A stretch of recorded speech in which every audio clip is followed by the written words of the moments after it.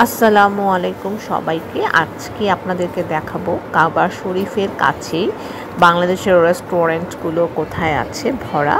সেটা যে সাফা টাওয়ার, আপনার ক্লক টাওয়ারের একদম পাশে সাফা টাওয়ারের উপরে বাংলাদেশি সব রেস্টুরেন্ট দিয়ে ভরা। এখানে দেখছেন বাংলাদেশি রেস্টুরেন্ট, তারপরে আছে এশিয়ান রেস্টুরেন্ট, সেখানে আপনি সব বাংলাদেশি মাছ পাবেন, ইয়েলো রাইস, সাদা ভাত, যেটা চিকেন কাবাবগুলো পাবেন, চিকেন কারিও পাবেন। তারপরে এখান থেকে আমরা ট্রাই করেছিলাম উটের মাংস।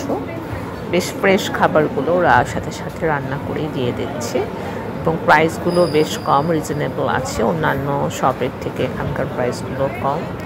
সো আমাদের হোটেল কাছেই ছিল, সুইস হোটেল মক্কা। আমরা এখান থেকে টেক অ্যাওয়ে নিয়ে হোটেলের রুমে বসে আরাম করে খেতাম।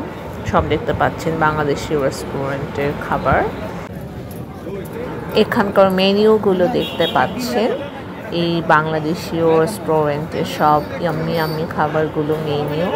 এটার ঠিক অপোজিটেই আছে হচ্ছে কি এশিয়ান রেস্টুরেন্ট।